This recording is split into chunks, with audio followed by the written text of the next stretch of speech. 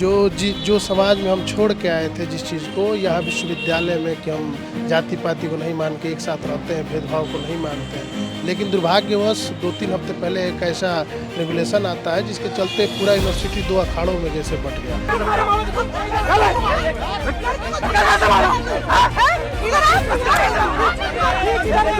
तो उनको ये पूछा गया कि इसका नाम क्या है, तो ये ब्राह्मण, इसको मारो, ये कलंक है, ये है, वो है। वो मतलब मॉब पूरी तरह, ये वो जगह है, आप देखिए यहाँ पे ये जगह है कि आपको पूरा मॉब की तरह उनको घेर के और मारा, मतलब एक मारने का प्रयास किया गया और ये बताया जा रहा था कि तुम ब्राह्मण हो, तुम्हें ये है, तुम्हारा गलती है कि तुम ब्राह्मण। और वामपंथियों का ये शुरू से ये इतिहास रहा है कि राष्ट्र को खंडित करने का कहीं से वो मौका नहीं छोड़ते। यहाँ पे लगातार कि आज ब्राह्मणों को घेर के बोला जा रहा है कि ये ब्राह्मण, इसको मारो, ये कलंक है, इसके देश के नाम पे ब्राह्मण भारत बनिया छोड़ो, और तमाम नारे जो है अब खुलेआम लग रहा है। आप जेएनयू में देखिए कल का जो हुआ है, और दुर्भाग्य है इस देश का। हिंदू में तो सब आते हैं, आपने तो प्रॉपर एक कास्ट को किया, वो तो उनका नियम है ना कि पहले राष्ट्र के नाम पे, जात के नाम पे खंडित किया और धीरे धीरे मौका मिला अब हिंदू को टारगेट करेंगे, पूरा मॉब को टारगेट करेंगे कि हिंदुत्व मुर्दाबाद, हिंदू मुर्दाबाद।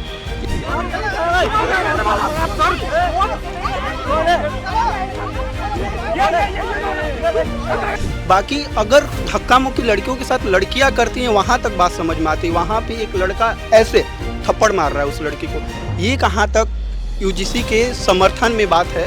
तुम ब्राह्मण लड़की हो, अब तुम्हारा हम गलत तरीके से परेड निकालेंगे। What is mean of this? कि ये दिल्ली विश्वविद्यालय है, यहाँ पर हर क्षेत्र, हर जाति, हर समाज का विद्यार्थी पढ़ने आता है और दिल्ली विश्वविद्यालय हमेशा से एक पॉजिटिव विश्वविद्यालय रहा है। यहाँ पर हमेशा सकारात्मक वातावरण रहा है और मैं चाहती हूँ कि आप सभी मिलकर इसको सकारात्मक ही बनाए रखें, इस वातावरण को। दिल्ली विश्वविद्यालय का ये कैंपस इन दिनों एक राजनीतिक अखाड़े में तब्दील हो चुका है। दिल्ली विश्वविद्यालय का ये कैंपस जहाँ छात्रों के हितों की बात होनी चाहिए थी, जहाँ शिक्षा की बात होनी चाहिए थी, जहाँ भेदभाव मिटाने की बात होनी चाहिए, दिल्ली विश्वविद्यालय का ये कैंपस जहाँ से भारत के भविष्य को गढ़ने की बात होनी चाहिए, आज दुर्भाग्य ये है कि इस कैंपस में सबसे ज्वलनशील मुद्दा बना हुआ है जाति का। जी हाँ, जब से यूजीसी के नए रेगुलेशंस आए हैं, दिल्ली विश्वविद्यालय का कैंपस जो है वो जाति की आग में जल रहा है। आए दिन आंदोलन होते रहते हैं और इस वक्त सबसे ज्वलनशील मुद्दा ये है कि शुक्रवार को यहाँ पर यूजीसी के समर्थन में छात्र प्रदर्शन कर रहे थे। वहाँ एक पत्रकार आई हुई थी जिनका नाम रुचि तिवारी बताया जा रहा है, जो कवर कर रही थी उस प्रोटेस्ट को। इसी बीच छात्रों के साथ उनकी बहस होती है और फिर एक वीडियो वायरल होता है जिसमें 50-60 छात्र उन्हें घेरे हुए नज़र आ रहे हैं। उनके साथ पीठ की खबरें भी कही जा रही हैं, उनके साथ बदतमीज़ी की बात की जा रही है। वो कह रही हैं कि उसकी ब्राह्मण समाज शादी थी, इसलिए उन्हें टारगेट किया गया। आयशा पर इसके आरोप लग रहे हैं। तमाम जो स्टूडेंट यूनियन है लेफ्ट समर्थित, उन पर आरोप लग रहे हैं। तो वहीं लेफ्ट का कहना है कि ये एबीवीपी द्वारा सुनियोजित एक तरीके से किया गया एक कांड है। चाहे किसी की भी कराई गई साजिश हो या जो कुछ भी हुआ हो उस दिन, आज की खबर यह है कि दिल्ली विश्वविद्यालय में इस वक्त राजनीतिक सरगर्मियां जो हैं वो बढ़ चुकी हैं। मैं चाहूँगा कैमरामैन दिखाएं, यहाँ पर पुलिस ने पूरे कैंपस में बैरिकेडिंग कर दी है। Large number of police forces यहाँ पर डिप्लॉयड हैं। रोड के दोनों साइड जो है वो बैरिकेडिंग की गई है, क्योंकि आज रुचि तिवारी के समर्थन में भी छात्रों ने यहाँ पर एक आंदोलन की बात कही थी, जिसको देखते हुए उसको रोकने के लिए पुलिस ने यहाँ पर बैरिकेडिंग लगाई है।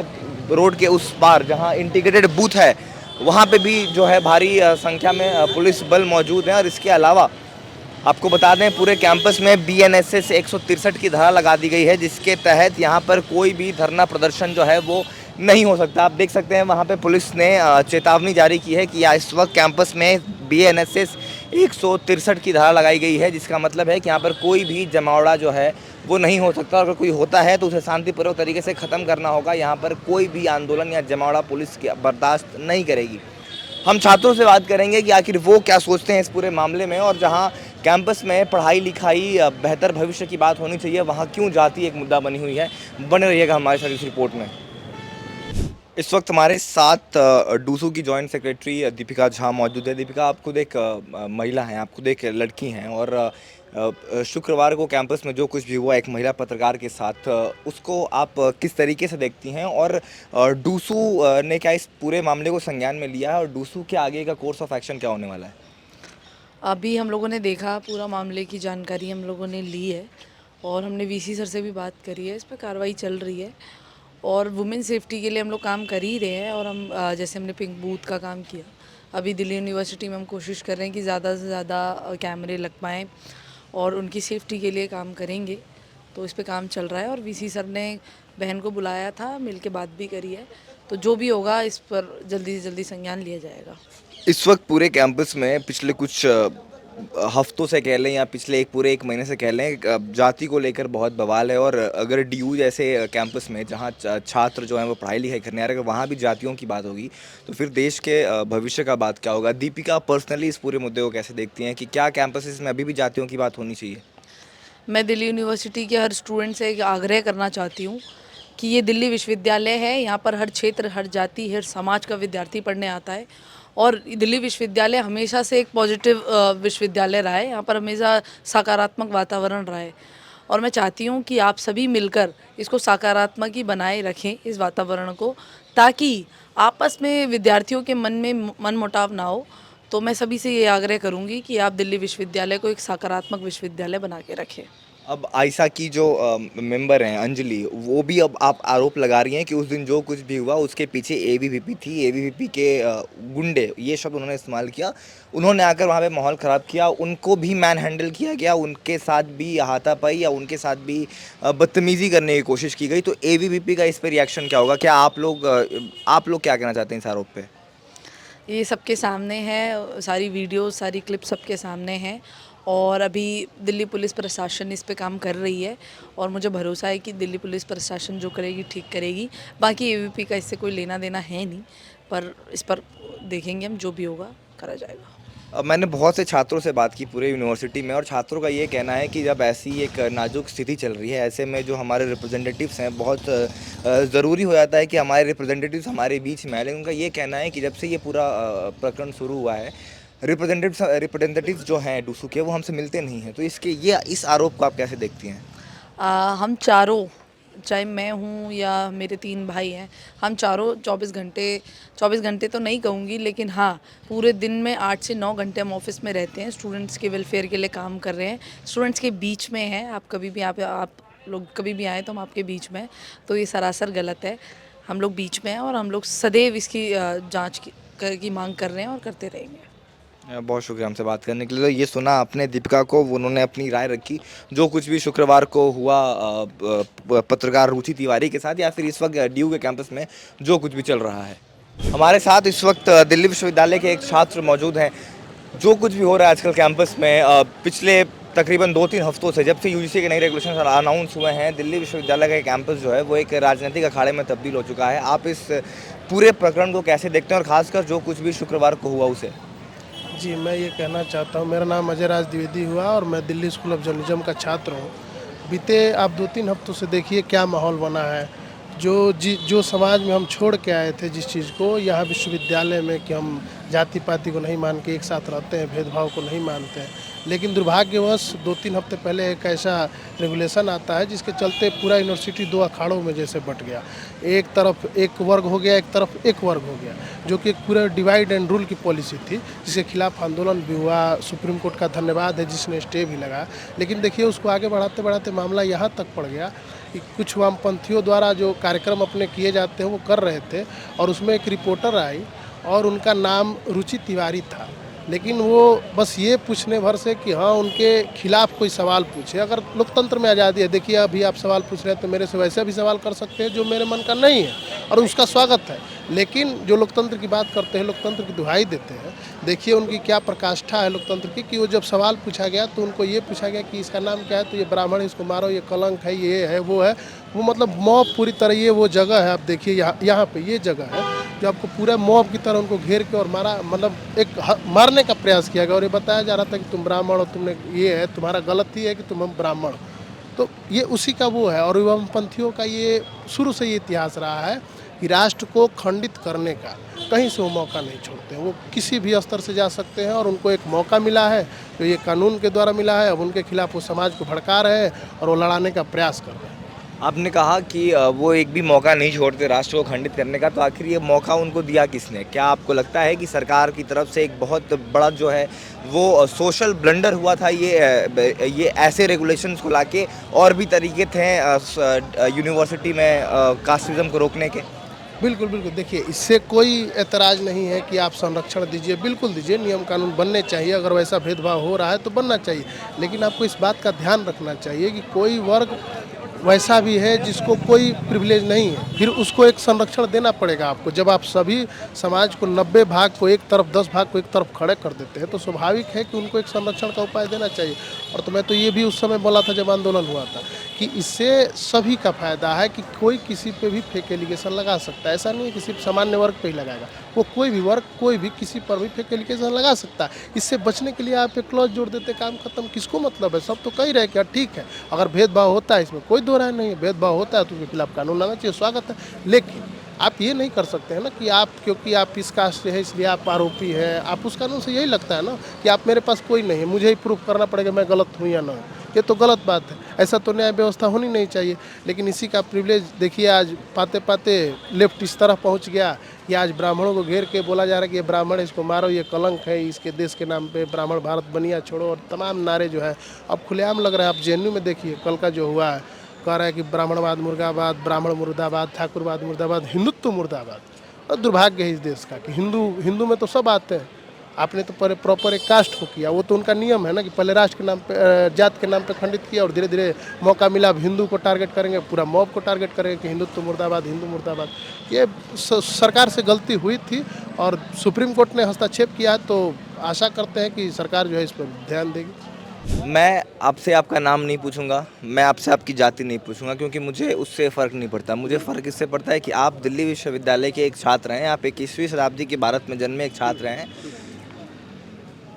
जाति के इर्द गिर्द जो कुछ भी इस कैंपस में इस वक्त हो रहा है, उसको लेकर आप क्या सोचते हैं? जैसा कि मैं देख रहा हूँ, जब से यूजीसी आया है, काफ़ी, कोई भी विश्वविद्यालय हो या फिर वो जेएनयू हो, डीयू हो, हैदराबाद विश्वविद्यालय, कोई भी विश्वविद्यालय हो, तो वहाँ पे काफ़ी कुछ लोग समर्थन में आ रहे हैं, कुछ लोग विरोध में आ रहे हैं।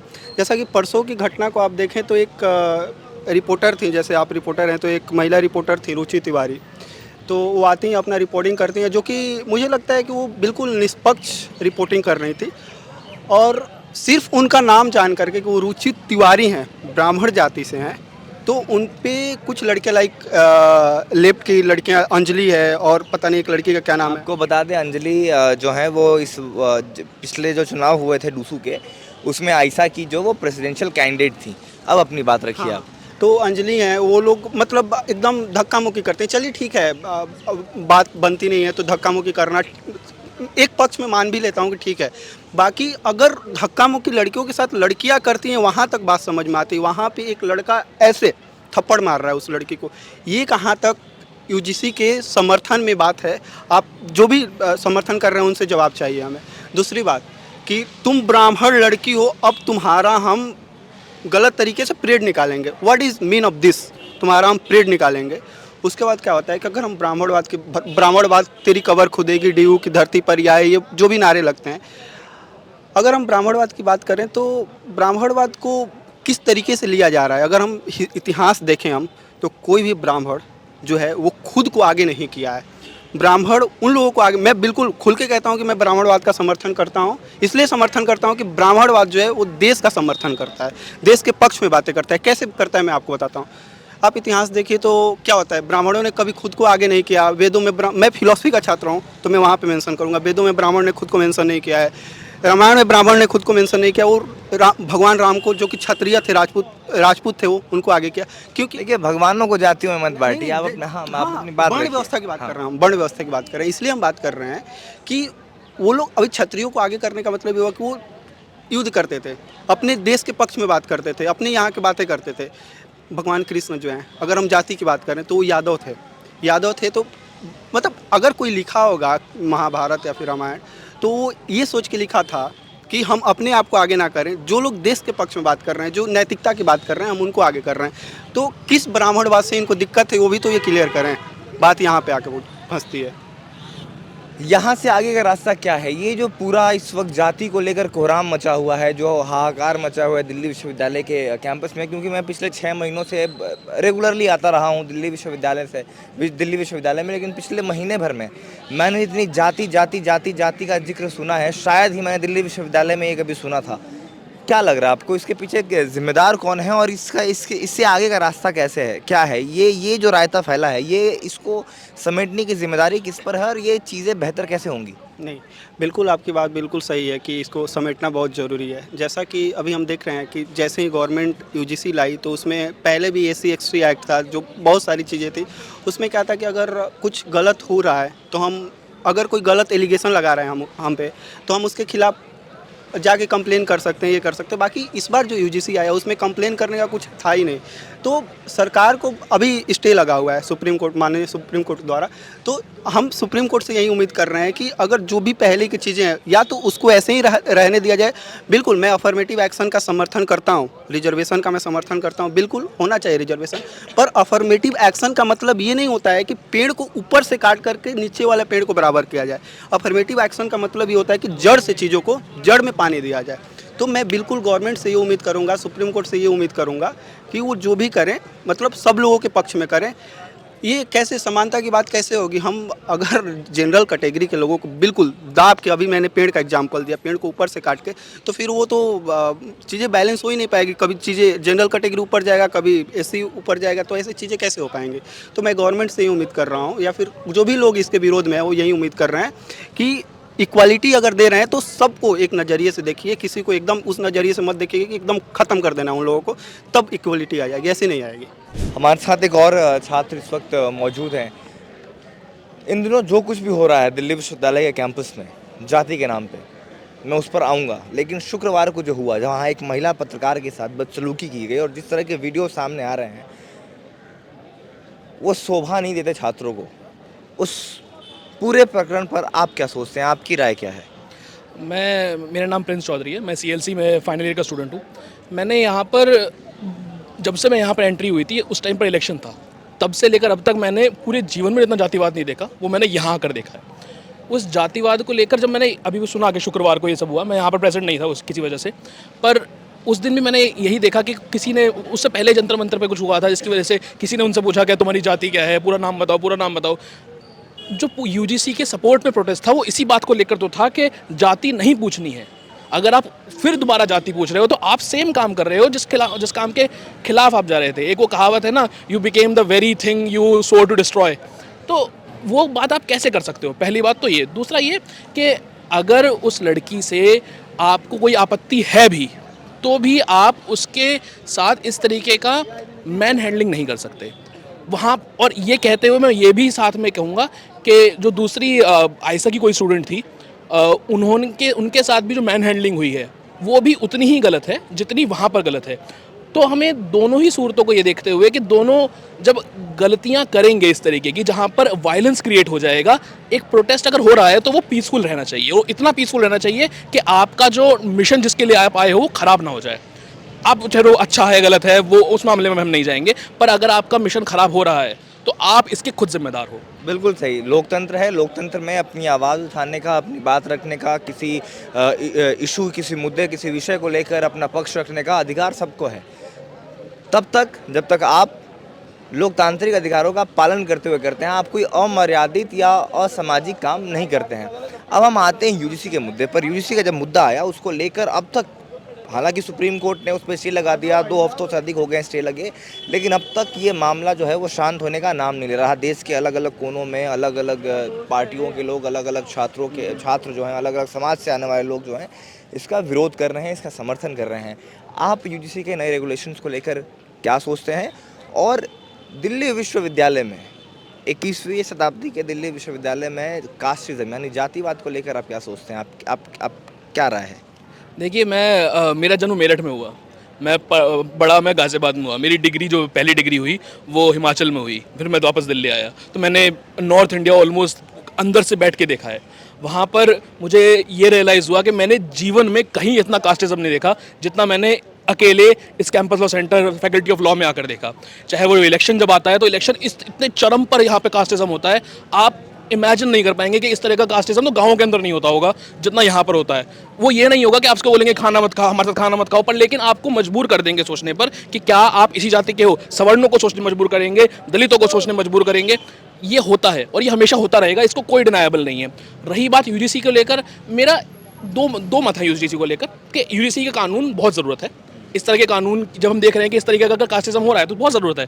पर फॉल्स एक्यूजेशन को लेकर एक जो प्रोविजन पहले ड्राफ्ट के अंदर था जो हटा दिया गया, उसको वापस लाना चाहिए। जो ड्राफ्ट के अंदर था तो हटाने की ज़रूरत क्या थी, पहली बात। दूसरा, अगर आप ओबीसी को एक रिप्रेजेंटेशन दे रहे हैं वहाँ पर, तो आपका हक बनता है कि आप रिप्रेजेंटेशन सवर्णों को भी वहाँ पर दें, आप सभी को उतनी रिप्रेजेंटेशन दें। और जब एक रिप्रेजेंटेशन सबकी हो जाएगी वहाँ पर, तब आप ये कह पाएंगे कि हाँ, हम लोग इक्विटी की बात कर रहे हैं, सिर्फ इक्वालिटी की बात नहीं कर रहे हैं। क्योंकि हमें आखिर में समता को आगे लेकर आना ही पड़ेगा, तभी हम लोग समाज को आगे लेकर आ पाएंगे। अब इसके दो काउंटर आर्गुमेंट्स जो SC ST OBC छात्र हैं उनकी तरफ से आए थे जब मैं तमाम आंदोलन जो प्रोटेस्ट है वो कवर कर था। पहली बात की आपने फेक एलिगेशंस पे, तो उनका ये कहना था कि अगर फेक एलिगेशंस वाले क्लॉज जोड़ दिए जाएंगे तो आज भी समाज और जो तथाकथित रूप से या सामाजिक अगर मैं अवसंरचना की बात करूं तो जो पिछड़े समाज से जो लोग आते हैं, वो छात्र आते हैं, वो डरेंगे कंप्लेन करने में, क्योंकि बकौल उनके सिस्टम में आज भी जो है वो अगड़ी जाति के लोग ही बैठेंगे, वो उनकी बात क्यों सुनेंगे, पहली बात। दूसरी बात ये थी उनकी, आप रिप्रेजेंटेशन की बात करें, उनका कहना है कि 10 मेंबर होने वाले हैं उस पूरे सदस्य में, रिजर्व सिर्फ 5 ही को किया गया है, यानी 5 तो कोई भी हो सकता है, तो उसमें तो उन्हें रिप्रेजेंटेशन मिल जाएगा। तो ये डर क्यों फैलाया जा रहा है लोगों के मन में, इसको लेकर आप क्या सोचते हैं? देखिए, रही बात फॉल्स एक्यूजेशन की, मैं लॉ स्टूडेंट हूँ, तो मैं फॉल्स एक्यूजेशन की जब बात करता हूँ तो मैं ऐसे नहीं कहता कि just because lack of evidence के बेस पे किसी का केस प्रूफ नहीं हो पाया है तो वो फॉल्स एक्यूजेशन में जा चुका है ऑलरेडी। ऐसा नहीं होगा। फॉल्स एक्यूजेशन जब की बात आएगी तब उसे अलग से प्रूफ करना पड़ेगा कि ये जो केस चला था ये माल इंटेंशन था, इसकी जो इंटेंशन थी वो गलत थी, ये डिसइंफॉर्मेशन के साथ आया था और जानबूझ के लाया गया था, एक डिफेमेटरी क्लॉज के साथ लाया गया था। जब ऐसी चीज़ प्रूफ हो जाएगी तो उसके खिलाफ आप लोग करिए बराबर से। पर लेकिन अगर जस्ट बिकॉज किसी का लैक ऑफ एविडेंस है, वहाँ पर मैंने कह रहा हूँ कि भाई मत कीजिए, क्योंकि जस्ट बिकॉज एक आदमी ने किसी को कुछ कह दिया, अब 4 आदमी खड़े थे, किसी को क्या पता कि क्या कहा क्या नहीं कहा, हर जगह कैमरे तो है नहीं, हर जगह आप माइक तो लेकर नहीं आए हैं। तो जब नहीं पता है तो फॉल्स एक्यूजेशन जो है वो वैसा का वैसा ही रहेगा। फॉल्स एक्यूजेशन को आपको प्रूफ करना पड़ेगा, जैसे कि अभी भी जो हमारा संविधान है वो कई जगह पर देता है इस बात का प्रोविजन कि फॉल्स एक्यूजेशन को लेकर सजा मिलेगी, और कोर्ट देता भी है सजा, चाहे फिर वो रेप क्लॉज को लेकर हो, चाहे फिर वो SC ST एक्ट के अंदर जब फॉल्स एक्यूजेशंस आते हैं और प्रूफ हो जाता है तो कोर्ट सजा देता है उस बात की भी। और रही बात रिप्रेजेंटेशन को लेकर, तो मेरा मानना है कि अगर हम 5 अगर हमने सीट रिजर्व करी हैं तो हम 6 रिजर्व करते हुए ये कह देंगे कि भाई छठी सीट जो है वो EWS वाले को मिल जाएगी। EWS के लिए वहाँ पर रिजर्वेशन नहीं थी, EWS को मिल जाएगी, EWS में जनरल ही आ जाता है, तो आप ये कह देंगे कि हाँ भाई हमने इकोनॉमिक बेस पे भी रिजर्वेशन दे दी है। इतनी सी बात डालनी है और ज़्यादा कुछ है भी नहीं। मेरे हिसाब से इतना ही प्रोटेस्ट की जरूरत थी भी नहीं, ज़रा सी बात थी, और ये गजेट था, रेगुलेशन थी, कोई कानून नहीं था ये। इसको सिर्फ लाने के सिर्फ एक ही तरीका था कि प्रेसिडेंट से साइन होता, एक DM साइन करता और UGC का जो सेक्रेटरी है वो साइन करते, और 2 जो हमारे अमेंडमेंट्स हैं वो आ जाते, ना पार्लियामेंट जाता ना कहीं जाता, 2 दिन का काम था ये। और छात्रों से बात करते हुए मेरा ऑब्जर्वेशन जो है वो ये है कि अभी तक मुझे कोई भी ऐसा छात्र नहीं मिला, चाहे वो सवर्ण छात्र हो, चाहे वो किसी भी जाति या समाज से आने वाला छात्र हो, कोई भी एक ऐसा छात्र नहीं मिला जिसने ये कहा ये कि इक्विटी कमिटीज़ नहीं होनी चाहिए, या जातिवाद ख़त्म नहीं होना चाहिए, या छात्रों के बीच में सौहार्द नहीं होना चाहिए, चाहे वो सवर्ण जाति के छात्र हों, चाहे वो पिछड़ी जाति से आने वाले लोग हों। सबका ये मानना है कि भेदभाव होता है और उस भेदभाव को ख़त्म करने की आवश्यकता है, UGC इक्विटी कमिटीज़ की आवश्यकता है। लेकिन जिस तरीके से नए UGC रेगुलेशन आए थे वो कहीं ना कहीं सही नहीं थे। हमने बहुत से छात्रों से बात करने की कोशिश की, हमने कोशिश की कि हम डूसू के जो प्रतिनिधि हैं उनसे ही बात करें, बट सिर्फ दीपिका झा से हमारी बात हो पाई। कोई भी प्रतिनिधि जो है वो खुलकर इस पर बात नहीं करना चाहता और सभी इस पर बात करने से बचना चाहते हैं, क्योंकि इस वक्त कैंपस का माहौल जो है वो काफ़ी संवेदनशील हो रखा है। इस वक्त पुलिस की भी भारी तैनाती, आज प्रोटेस्ट होने वाले थे लेकिन पुलिस ने BNS की धारा 163 लगा दी, जिसकी वजह से किसी भी जमावड़े को रोक दिया गया है। कोई भी छात्र खुलकर बात नहीं करना चाहता, क्योंकि इस वक्त वाकई कैंपस में एक अनसेड गहमा गहमी आप कह सकते हैं वो माहौल है। बट हम कोशिश करते हैं कि हम लोगों की राय आप तक पहुंचाएं, और हमारा काम यही होता है कि हम समाज के हर वर्ग से आने वाले लोगों की राय और बात आप तक पहुंचाएं। अगर आपको हमारी ये रिपोर्ट अच्छी लगी हो तो हमारे वीडियो को लाइक करें, शेयर करें, कमेंट करें। फिलहाल हमारी आज की इस रिपोर्ट में इतना ही। वीडियो जर्नलिस्ट रतिकांत पात्रा के साथ मैं प्रमोद तिवारी, दिल्ली विश्वविद्यालय दिल्ली, DH।